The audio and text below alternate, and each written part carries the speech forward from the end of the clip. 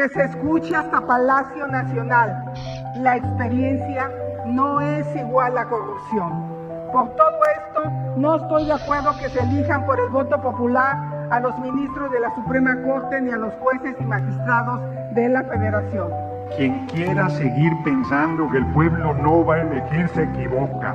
A partir del primer trimestre de 2025 el pueblo va a elegir al Poder Judicial. Xóchitl se queda con la boca abierta para que el doctor Noroña le dé su medicina. Esto sucedió en los diálogos por la reforma al Poder Judicial. Xóchitl, la perdedora de la contienda contra la doctora Sheinbaum, ahora es peón de los ministros que no quieren que el pueblo los elija, quieren mantener sus privilegios y excesos. Xóchitl no se imaginaba que ahí estaría el doctor Noroña. Ya no quería ni subirse a dar la cara. Muy buenas tardes. Agradezco la oportunidad para participar en estos diálogos por la reforma del Poder Judicial. Vengo con el ánimo de escuchar y de ser escuchada, con el ánimo de entender razones y brindar razones.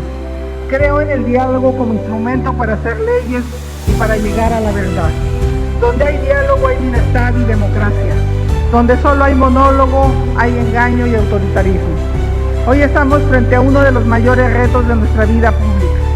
Quiero expresarles mi profunda preocupación porque no estamos solamente discutiendo una reforma al Poder Judicial. Lo que se discute es la subsistencia de nuestro régimen democrático y la forma en que habremos de limitar el poder político. Comparto con mis colegas legisladores de la coalición gobernante la idea de que es necesario mejorar el funcionamiento del Poder Judicial. Comparto también con ustedes el deseo de que ese poder sirva a la sociedad de manera efectiva. Lamentablemente, las reformas propuestas no van en esa ruta. Se trata de propuestas que modifican la esencia de nuestro diseño constitucional. Con ello, lo que está en riesgo son los diques que protegen los derechos de los ciudadanos ante el poder. En décadas pasadas hemos sido testigos de lo que sucede cuando el poder público se ejerce sin restricciones. Hemos sido testigos de cómo se puede coartar la libertad y los derechos de los opositores cuando no hay quien los proteja.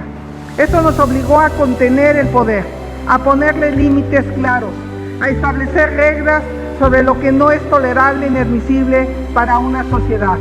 Eliminar esos límites es debilitar los cimientos de la casa en la que todos vivimos. También hemos aprendido que no basta con tener reglas, es indispensable establecer mecanismos para que los poderes se revisen y se controlen unos a otros. Para que se cumpla ese papel de contrapeso, debe asegurarse la autonomía e independencia de cada uno de esos poderes. La plena independencia del Poder Judicial es indispensable para acompañar a los ciudadanos en la búsqueda de justicia. El Poder Judicial no es perfecto, nunca lo ha sido y no lo será, porque es humano.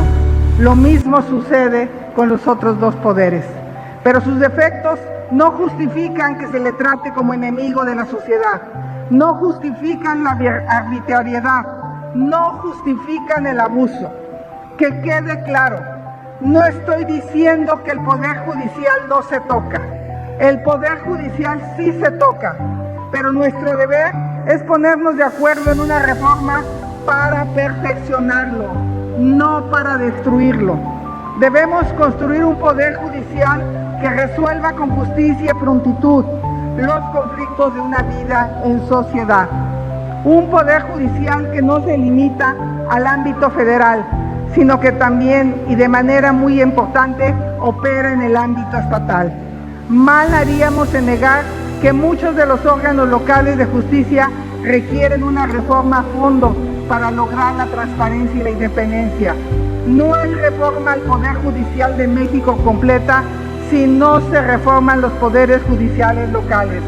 Tampoco puede haber reforma al Poder Judicial si a los jueces federales y locales no se les garantiza independencia y autonomía para cumplir su deber.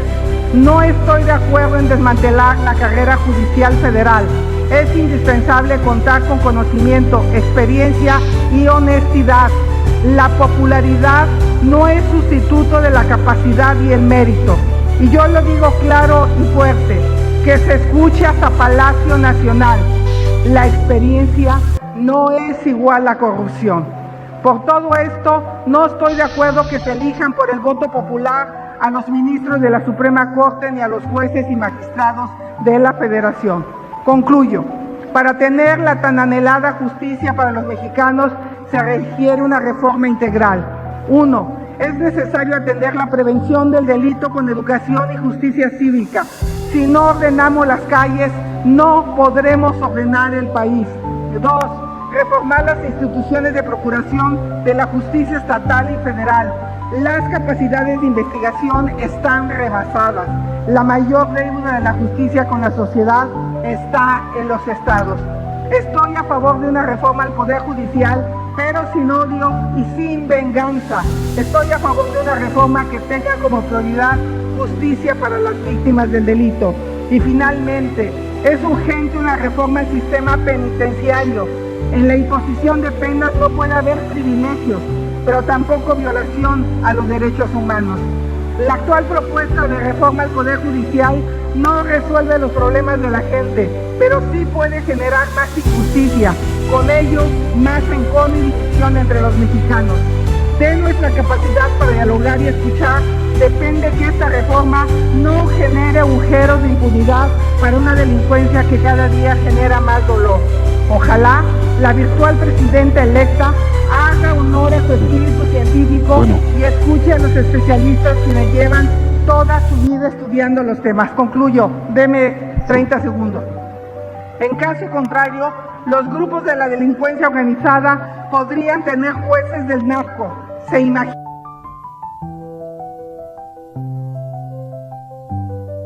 Que la reforma judicial no ponga en riesgo la certeza jurídica y no ahuyente inversiones y empleos. Que quede claro, estoy aquí abierta al diálogo porque quiero una reforma judicial inteligente y sensata, una reforma judicial que sirva al pueblo, una reforma judicial que sirva a México. Y se los digo de corazón, quiero el éxito de la futura presidenta de México, porque si ella gobierna bien y gobierna para todos, le va a ir bien a nuestro país. Y la pregunta que les hago, ¿coinciden que la experiencia de un gobernador lo convierte en corrupto? Muchas gracias. Muy buenas tardes. Más difícil todavía en 3 minutos. Así es que yo hago mía la intervención de Andrade, la intervención de Lainez. Me gustó mucho el ministro, por supuesto, de mi hermanito Jaime Cárdenas, de Sonia Maya. Quien dice que estos foros no tienen sentido, hoy queda demostrado que está la discusión planteada. Es división de poderes, y división no es confrontación, efectivamente, como aquí se plantea, ni mucho menos contrapesos. Y la verdad es que ayer la presidenta de la Corte, la ministra Norma Piña, convocó al compañero presidente López Obrador y a nuestra virtual compañera presidente Claudia Sheinbaum Pardo al diálogo. Y yo soy muy mal entonado, porque si no le cantaría la de llegaste tarde en el ocaso de mi vida triste. Porque ese diálogo era antes, porque el Poder Judicial se pudo reformar a sí mismo y se negó. Y hoy estamos en esta condición de discutir la profundidad de la reforma, que yo sostengo que es una revolución, e insisto que el soberano es el pueblo, y se le sigue regateando en algunas intervenciones el derecho a tener no solo la decisión de elegir al poder unipersonal, en un régimen presidencialista, al titular del Poder Ejecutivo Federal, elige al Poder Legislativo y ahora elegirá al Poder Judicial, a las personas juzgadoras. A mí me parece que seguir discutiendo este tema de si tiene o no, si es correcto, si va a funcionar o no, es ocioso, porque eso va a ser así. Quien quiera seguir pensando que el pueblo no va a elegir se equivoca. A partir del primer trimestre de 2025 el pueblo va a elegir al Poder Judicial. Entonces lo que tenemos que discutir es cómo, qué requisitos, cómo. Esto que se está planteando es importantísimo. Yo no soy abogado, pero en el desayuno planteaba Ramiro el tema, nuestro presidente de la Comisión de Puntos Constitucionales. Yo comparto con él, sin ser abogado, que el control constitucional debe quedar en la Corte, que un juez puede determinar sobre violaciones a derechos humanos y si hay un asunto de constitucionalidad remitirlo a la Suprema Corte de Justicia de la Nación y asunto resuelto. pero me parece que la manera en que ha venido, yo lo dije, lo reitero, tomando decisiones políticas disfrazadas de jurídicas la Suprema Corte en este último periodo, que se convirtió en el reducto del conservadurismo, pues es inaceptable. Entonces la reforma es una obligación política, moral, ética que tiene el poder legislativo. Si la ministra Presidente Norma Piña quiere diálogo, este es el espacio. Está en manos del Poder Legislativo, es aquí donde se está discutiendo, es aquí donde se deben entregar las conclusiones, es aquí donde se debe enriquecer y discutir la reforma al Poder Judicial. Y yo terminaría más que preguntando, agradeciendo las intervenciones que aquí se han dado y cierro. Un juez que yo no compartí nada de lo que dijo, nada es nada. Pero me parece incorrecto que le hayan cortado el sonido, debió terminar porque si no pareciera que estamos negados a escuchar y la decisión ciertamente en la esencia está tomada, pero todo lo que enriquezca esta reforma es bienvenido.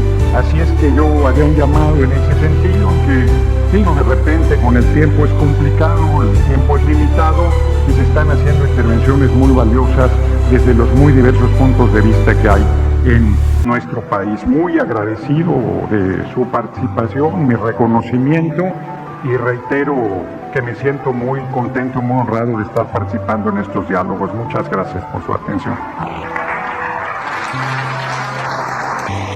Muchísimas gracias. El mejor presidente de la historia, AMLO sí.